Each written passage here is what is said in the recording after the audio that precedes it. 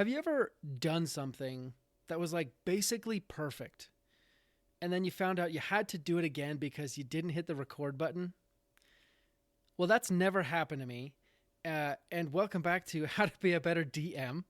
Also, my name is Justin Lewis, and that was a lie. That did happen to me. This is the second time we are bringing on our guest, Ashley May King, to record with us. The first episode that we recorded together is lost to the void of mystery. We'll never get that back. But it was so good. it was so good, and I'm so sorry that I didn't We'll get it never on. know. We'll never know.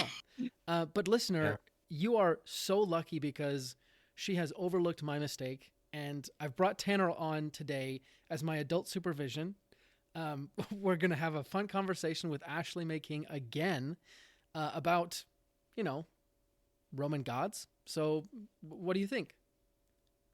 I'm totally down. I could talk about this for a uncomfortable amount of time. How much time do we have? Well, I guess let's not waste any time and just hop right in.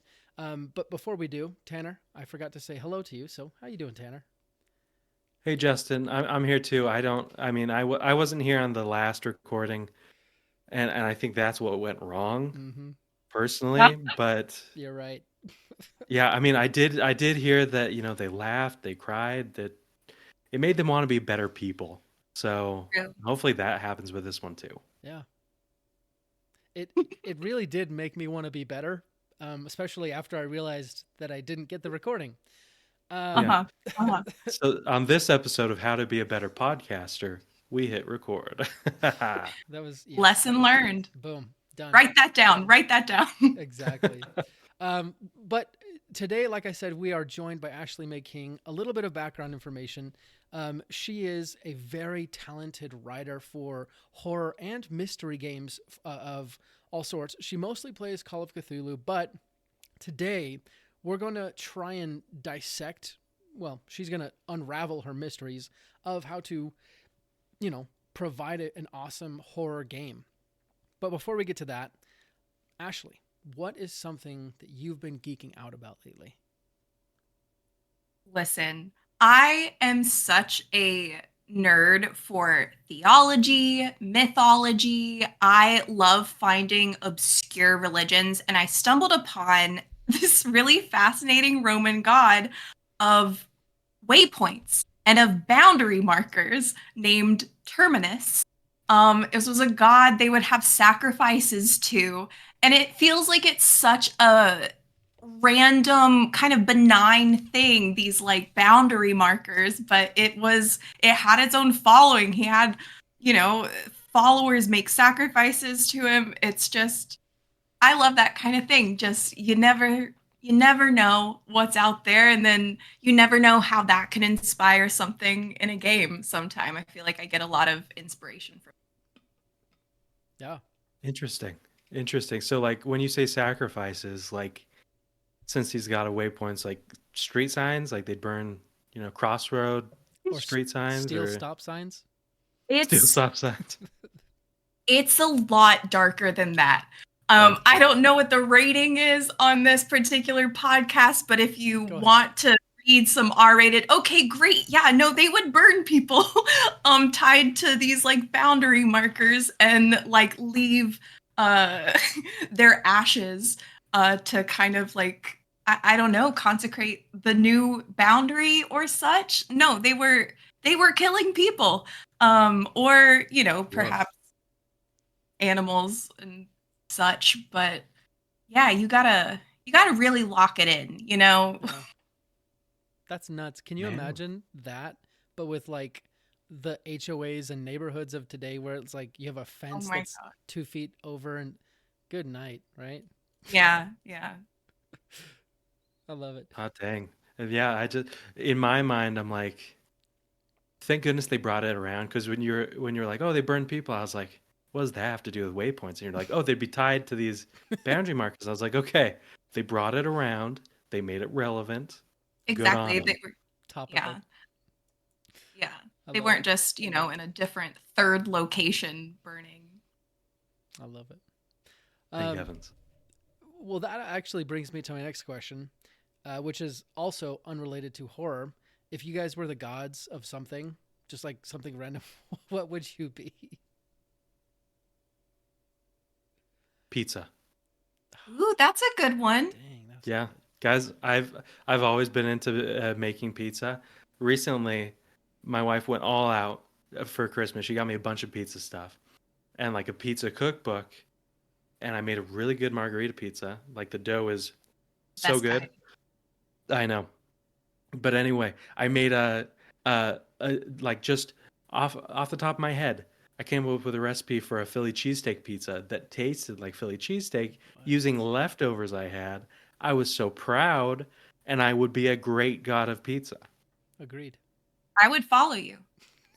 I would burn people in your honor Just hey, in a if you're gonna pizza burn oven. people, if you're gonna do it, make sure you're preheating that oven for at least 50 minutes at the highest temperature that your oven will go. So yeah. I think I would be the god of getting stickers off of things without leaving any residue. That's my special skill, and I feel like it's so niche. And I would want to be the god of something just so obscure and specific. And that is like, if I think about the things I'm most proud of myself for, that hits the top 5. I can get stickers off of anything without leaving any of that sticky stuff. It's all in the angle. You got to go 45-degree angle. 45-degree angle. Do you take What commissions? the heck? I, you know, I'm happy. I get so satisfied doing it. You want to mail me something? I'll take a sticker off anytime. I got you. Oh, that's amazing. Oh man, now I'm thinking about all the like, you know how when you buy a new container or like, Tupperware or something, it has stickers on the bottom sometimes. And then like it gets washed and it just smears and everything. Now I'm just like, oh gosh, that'd be a really useful skill. Yeah. That'd be It's amazing. got to go low, slow, and at a 45-degree angle. You got it. See, I don't have the patience for that. I always just I gotta get to the end and I rip it off. And honestly, I actually think that might be one of my personal struggles with writing mysteries and horrors. I don't have the patience to work through the problem. So let's figure out how to do this right. So, if you could just tell us the secrets to writing the perfect horror or mystery or both game. Yeah, in Yeah. 2 sentences, please. Just 2 sentences. Sure thing. Sure thing. 2 sentences. Start at the end and have your own timeline. It's funny that was you joking. mentioned That was great. but That was that's awesome. really kind of what it boils down to, right? Like you mentioned not wanting like the problem being this thing to solve. I like to start at the problem and at like the big I like to start at my enemy winning and what that looks like and what apocalyptic kind of hellscape follows and kind of, set the stakes there. Um, I don't spend too much time defining what that enemy is at that point. In all of my game notes, I just call it the entity, and then I'll find it later. I'll name it. I'll describe it. I'll come up with some cool abilities, etc. But I don't need to know that starting out. I just need to know what it wants, and then you can work your way back from there. I think a lot of times, if you work from the beginning, you get really caught up, especially in mystery, with cause and effect, and this clue leads to this clue leads to this clue, and that can be very challenging once you bring other people into the game and they're not quite following the pattern that makes the most sense to you. So if you start from the end and if you establish the timeline of what the entity is doing, regardless of the player interaction, you're always going to be on track. And so I picture it as these two kind of parallel timelines, one that the players are on and one that your entity is making happen. And they are naturally going to cross paths at certain points in that timeline. But you don't have to necessarily define that, because if you know what your enemy or entity is doing, you can roll with that whenever the players are going to come up with come into that world or see the results of it or anything like that. I find that that's a lot easier. And I only say that because I have done it. I started out doing it the opposite way, and trying to be so scripted with everything. Like, oh, I will present this this will happen, and then the players, they'll definitely say this, to which I can respond with this, and then it immediately goes off script and you're panicking. But if you give yourself that room of just being confident in the order of operations of what's happening regardless of the players, that too also plays into that helplessness a little bit, that you want them to feel, that like futile kind of, like that futility of being up against something so beyond your means and so beyond yourself that yeah, when and it makes it so much more satisfying when you do have influence over what's happening or how that entity is achieving or not achieving its aims. That's my like super condensed kind of advice, and it really does. It boils down to two things: start from the end and have your own timeline. I have to say, I really like that because I think it taught me something about horror in the way that, because when you were like, hey, have two kind of tracks, two different timelines, what the players do, and that's, decided by them and you during the session. But then separately, you've been like, hey, this is what the entity, the creature, whatever it is doing, and its goal leads to what it's doing. I was gonna comment. I think that is so adorable. So for the podcast listener, there are two cats behind Ashley that are currently. They are battling it out. It's amazing. I'm so sorry.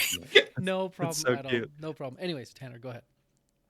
But like I realized, I was like, wait, so why is that different from a normal antagonist? Because I was thinking, I was like, normal antagonists also are powerful. Maybe you don't understand them, maybe you do, but theoretically they're doing their own thing. But then I was like, are they? Think about most stories. Most of the time, it's like, oh, the enemy has done something, and the players find out, and like it's almost like the enemy is static, and the players are approaching them on their own timeline, right? For the most part, with a couple exceptions. I think with horror, especially where you're trying to make it so that it's something, so that the players are scared by the unknown, and also they're like terrified by like, oh, this could happen to me at any time. You kind of need a more proactive antagonist. Absolutely. If you're waiting for these certain triggers, like in a haunted house, to go, then you're going to end up with a lot of dead space when the players aren't quite they're not stepping on the traps that you set so cleverly, because it's not a horror movie, it's not scripted. They're not going to go in the basement if they hear a noise, even though it is really fun in horror games. And I do find that players often play into those tropes a lot, because it's a fun way to do it. And always reward your players if they play into a horror movie trope. They should learn something from it. But yeah, there is an opportunity in horror to let the story also drive the fear in your players, that there are things happening that they don't know about and that they are late to the game almost, and like trying to catch up, and that leads to this like real life anxiety that kind of like carries over into that fear.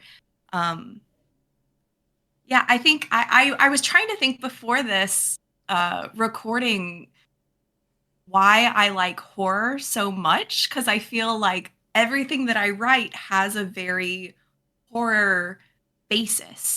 And I think that is what I enjoy so much about it, is there is so much autonomy in the story and in the evil forces or the through line, through the like inciting action is the same thing as your enemy, basically. But you have so much autonomy with that to then use that as a driving force. And also, I mean, I will say the very first time that you run a horror game and like you see people physically recoil from the table, that's also a really satisfying feeling. And I think in a sick way, I love that so much. I enjoy that so much more than people laughing like at something. Like I want to see them like have a visceral reaction to things. But yeah, it does give you a lot of as a writer, it gives you a lot of control over the story without it feeling like you're railroading or putting anything on too narrow of tracks. Because that's just the nature of it. You're fighting against something, and that something has its own aims and has its own process and markers and desires and things it will avoid, and that just like it all wraps up into a really nice world to throw people in. I think one thing that strikes me the most is this process that you described. It aligns so well with horror because of like the feel of the process is horror, right? Mm-hmm. This entity that seems like you don't have control of because they don't. And to me, I mean, obviously, this isn't a horror principle that I'm going to say, but it speaks to the fact that you need to understand the game that you're giving, or maybe the story arc that you're giving, and plan accordingly, right? Like if you're doing a simple adventure or like a horror, or if it's political intrigue, the feel has to align with that, right? And that goes down to exactly what you said, the actions of the entity or the problem, and how that is making the players react or act. And I think that's so fascinating how you kind of caught on that, and you're just rinse and repeat, right? Yeah, and I mean, it works as a starting point in pretty much any genre of horror or mystery to always work from the end in mystery. Or else you'll end up with I've literally tried like the red string on the wall kind of like to figure everything out, and it's just it turns into such a mess. Start from the end. But no, that's so right, and it applies so easily to whatever setting that it's in, whether it's, gothic horror and you're in like a Victorian haunted mansion, or it's something more modern and visceral, like a theme park with like murderous clowns, or whatever it's going to be, you can still apply that idea to that setting. And that's a good starting point to at least get you out of being stuck with defining everything early on, because that's where I found I would often get hung up, is trying to just write out, okay, these are all my NPCs, these are all my monsters, these are all the things they can find and use, etc. But I didn't have any stake in what these things meant to the story at that point. I just wanted to come up with cool stuff. And then it was kind of tricky to then fit that in at like these misaligned puzzle pieces into the story I wanted to write. So letting one inform the other, I think, is a much more forgiving way to approach writing. And it gives you the sense of you're able to shape a very satisfying narrative without having to have everything figured out. And the focus really should be on the narrative, at least, in the genres that I like to write for. Like, we like horror because it makes us feel something. And either that something is we leave it with unease, we leave it with catharsis, we leave it with hope, or we leave it with just like fear, like they're just the feeling that we need to look over our shoulder constantly. And so once you define what that is, what feeling you want to leave folks with, you can make a satisfying narrative and you can figure out how to shape that by knowing what note you're going to end on. Kind of like how you can tell the key a song is by the last note that's played in it. And so it's kind of that same thing, and you use that to inform the rest of it. And yeah, I love focusing on kind of story structure and beats and making sure that it's very satisfying in that way. We all have strengths and weaknesses as DMs, but that's why I appreciate our sponsor, worldsmith.io. If you're not confident making a map quickly, use their map generator. Or maybe you're much better at making new characters than you are creating a new NPC or monster stat block. Don't worry about that either. It has separate generators for each of those. I even made an evil reindeer mini-boss for my holiday-themed campaign. The same is true for items, quests, traps, and more. Whatever you don't feel confident in creating, or whatever you don't have time to create on the fly, you can use worldsmith.io's generators to bring your D&D campaign to the next level, which, as you know, is what our podcast is all about. Check out sessionzerostudios.com/worldsmith-podcast to learn more and support our show. Link is in the description.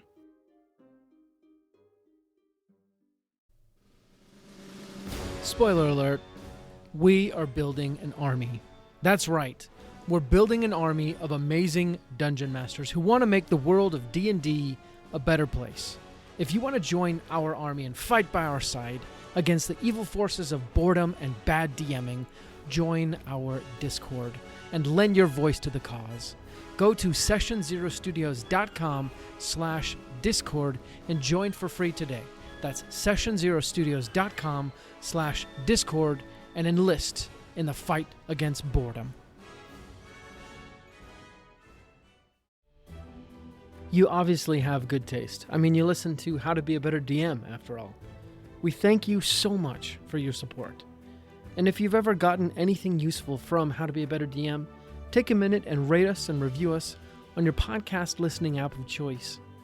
It goes a very long way to helping our show help many more dungeon masters out there who are just like you. If you love our content, help others become better dungeon masters too.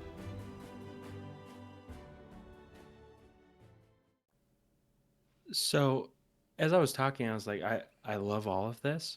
I kind of want to get specific. So, do you have a favorite horror campaign that you've run? I do. I'm really biased to the very first one that I wrote.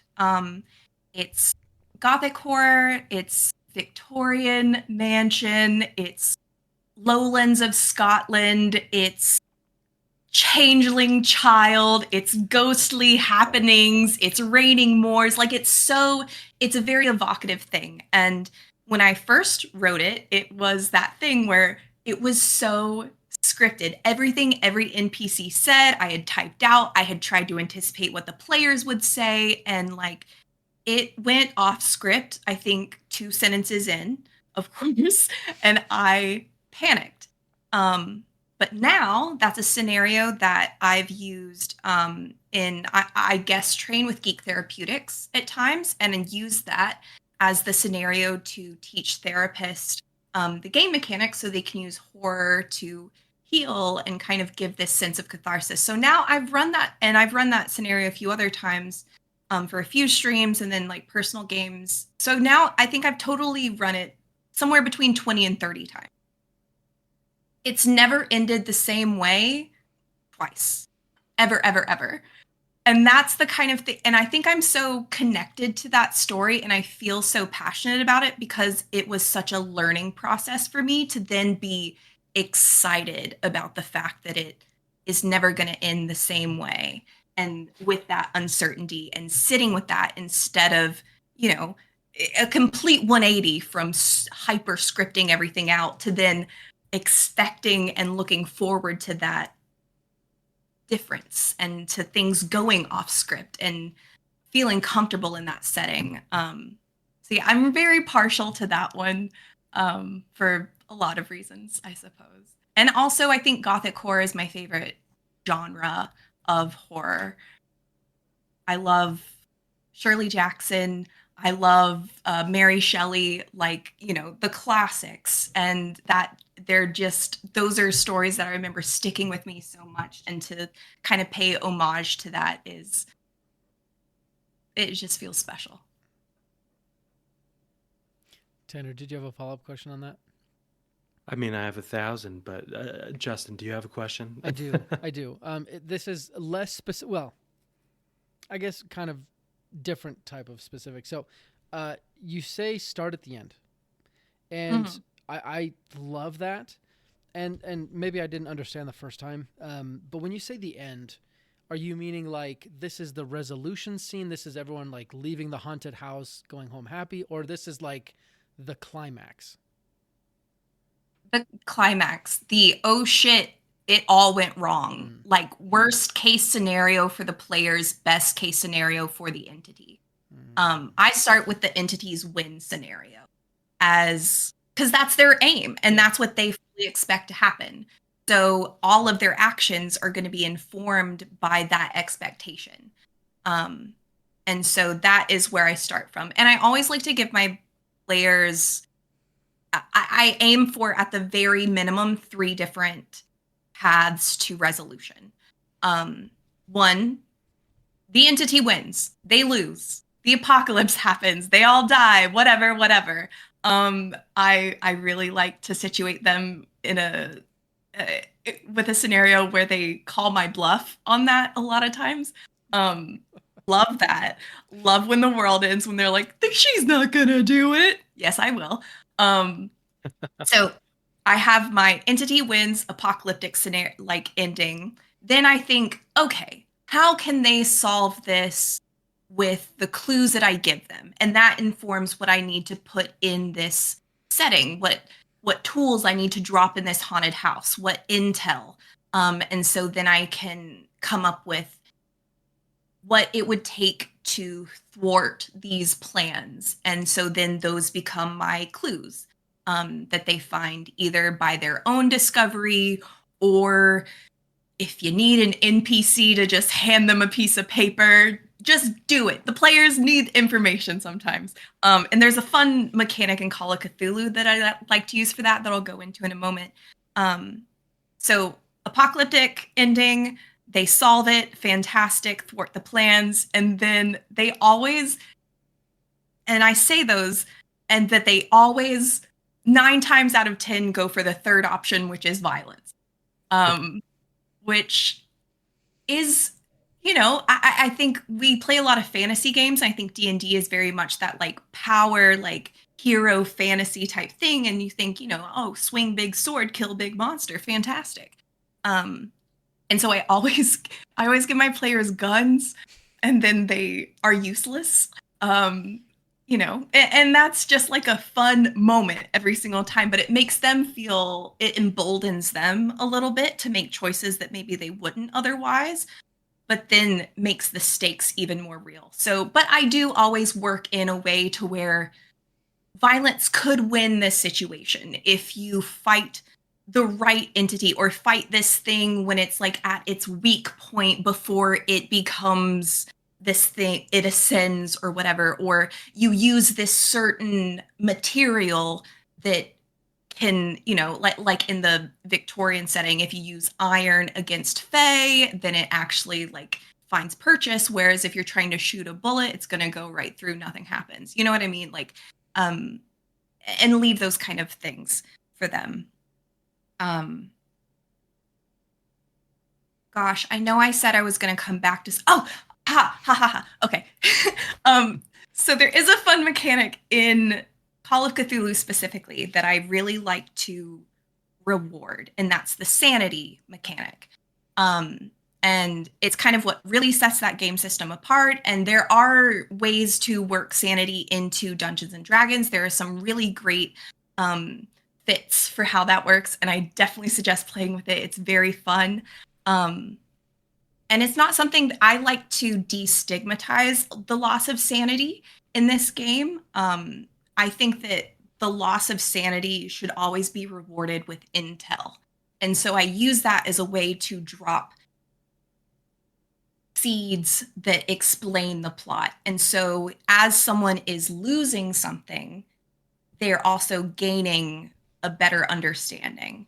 And that is kind of what the loss of sanity perhaps is in a way. It's just open to like a different kind of knowledge. And so the Call of Cthulhu mechanics work really well with that, to where you can play into it and play into the stakes, but also use that as an opportunity to give them the key information that they need, whether they're hallucinating, hearing a voice that puts some of the puzzle pieces together as to like what happened in this haunted house, or if they are drawn to a certain part of the house that, oh God, I really need them to explore, but they're avoiding it. Like, you can use those innate mechanics to reach the goals that you need the players to reach for them to be equipped to win in the end. Because that also, I have the entity's timeline in mind, but I want my players to be able to beat it. I want to give them everything they need to really win in the situation. So I was thinking, by the way, I love everything you're saying. I think it's so important to think about, character actions and how you can guide them without forcing them. Mm-hmm. And I like playing in the sanity aspect of that. Because in D&D, like you said, there are workarounds, ways that people have worked that in, which is like some homebrewed rules, right? But I'm curious, how's your experience been with getting players to play into that fear, that mental instability? Like if they do fail a sanity check, and like have some of them pushed back, or have you had to encourage some of them to kind of lean into it more? That most players are so keen on the opportunity to play into chaos. Even your most like straight-laced, like logical, rational players, if you give them an opportunity to act against hype, I haven't met like a lot of resistance with that. I think it is very heavy in role play, so I try to make them maybe a bit more comfortable with it is as I'm describing it, like I'll kind of like act out what they're experiencing a little bit. If they're like looking over their shoulder a lot, kind of like embody that kind of anxiety a little bit and really try to be as evocative as I can with the sounds and the voices and with all of that, so that they feel real unease that they're able to then carry into that. And yeah, I find most of the time people are so down for it, especially when they can do a heel turn and like they become an enemy to the other players all of a sudden because of some irrational kind of thinking, or not even irrational. It's very rational to them what they're experiencing. So that's a fun way to get people to engage and to maybe come out of their shell a little bit. But I do find like some players need a little bit of, I try to make them more comfortable by being ridiculous first, so that they don't quite feel like they have to be the first one to get a little weird with it. I will always turn it up to 11 to kind of, make them more comfortable with it. Wow.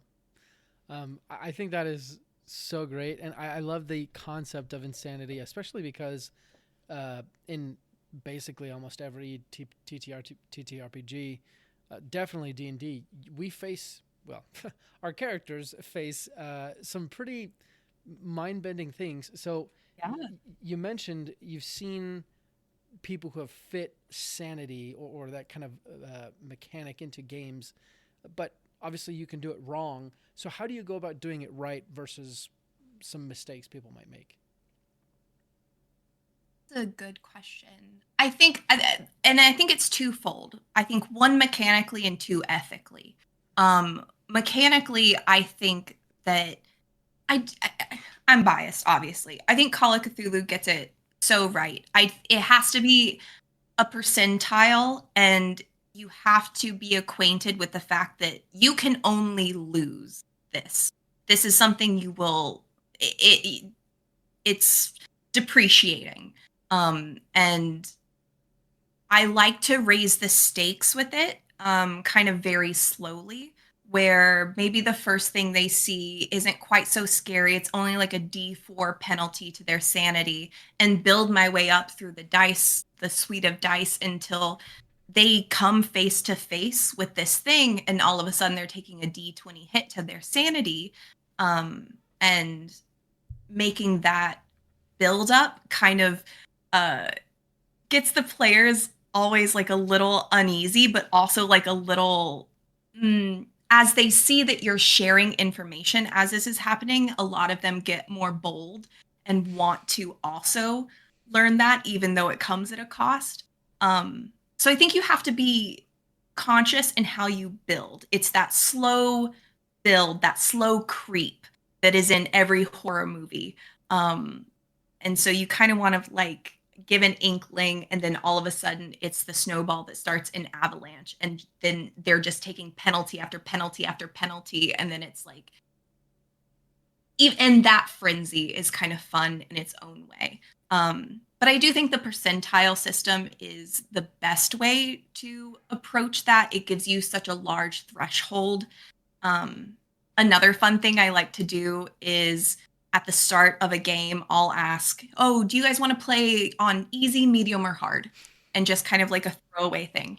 And most tables are like, "Let's play hard mode. We know what we're doing." It's like, okay, we're gonna start out with a D20 penalty to your sanity. Everyone roll. And by kind of starting that a little bit lower, especially if you're doing a one shot, that's a way to kind of like start chipping away at that. And it also gets them acquainted with that loss up front.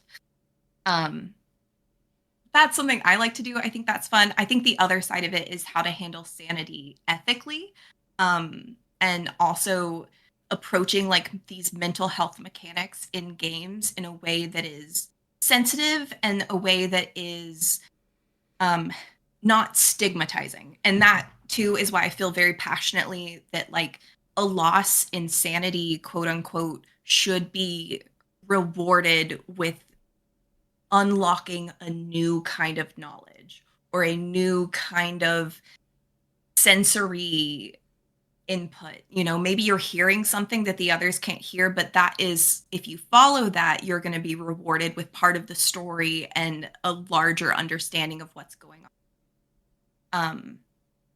And so using those things in a way that isn't so like stereotypical, uh,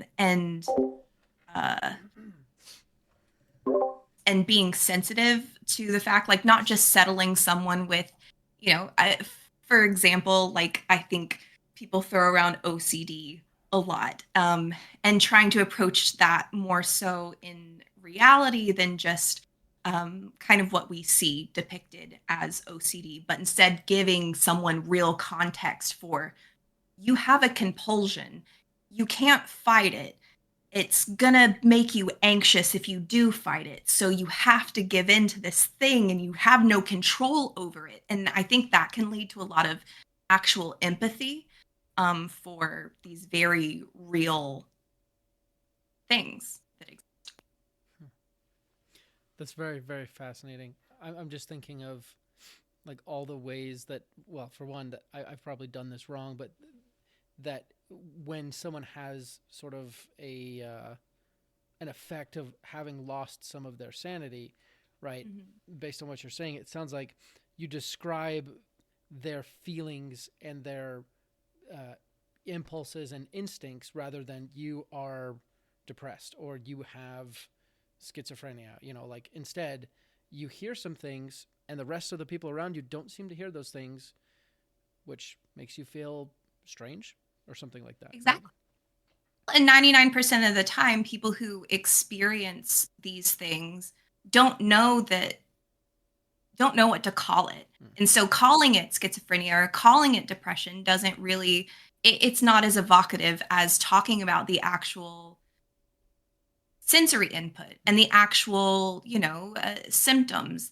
I talk about OCD because I myself have OCD. And so I am very sensitive to how it's portrayed a lot of the time.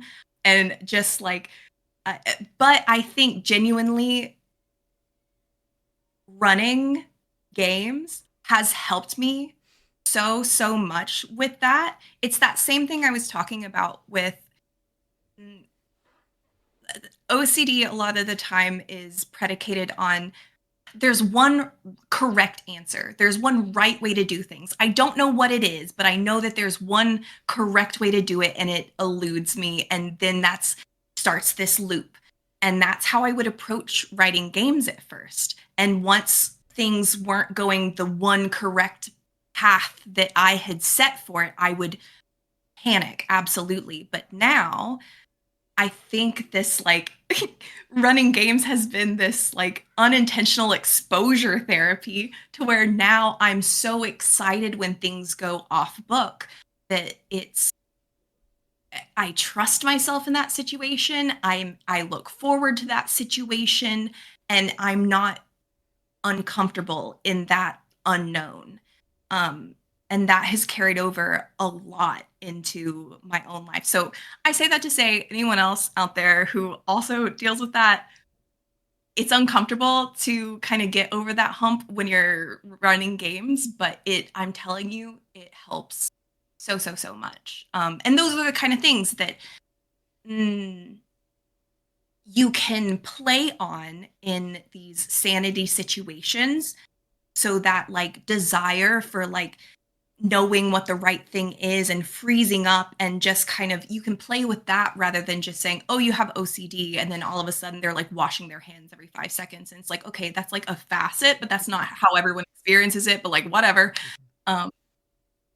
Yeah, I urge people to get creative and to describe it as what they're experiencing rather than naming what they're experiencing.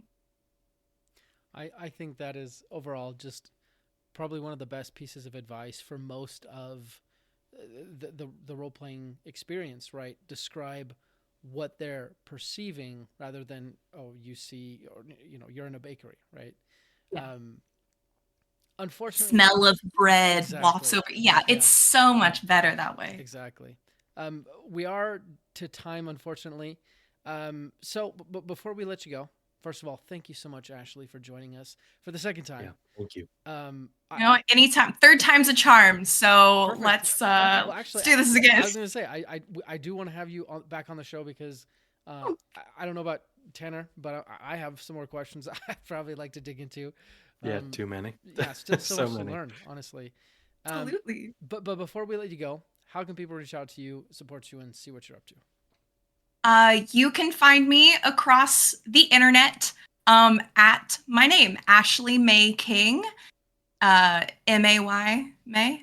I am around. I stream on the Swole Initiative Network. I have some upcoming shows coming up with Do You Validate? And yeah, I've got some exciting things in the works that I can't even announce yet, but keep an eye on my socials and you will be in the know. Excellent. And listener, please, if you get the chance, check out her social media and tell her thank you so much for coming on the show a second time. Just show her all the love you can. We would really appreciate that. But last thing, Ashley and also Tanner, please leave one last parting gift to our audience in the form of a practical tip or advice or do this based on everything we talked about or something we didn't talk about just to help them with their horror games or just being a DM in general. I'll start. I think I think a great way to do a horror sequence in D&D is to have them roll initiative, even when they're not in combat, and have them go turn by turn. It's a good way to give you kind of a framework to make sure you're being descriptive enough with this, which in horror is very important. And two, it gives them a sense of like dread that like, oh, why are we going in turns? And also allows you to throw in a nice little trapeoli, right? Or something. Just a little something in there. But at the very least, you're causing that suspense, and you're kind of making them chew on the situation and just mull it over. So that's my tip. I think to echo that you should be as descriptive as possible. Keep all 5 senses in mind.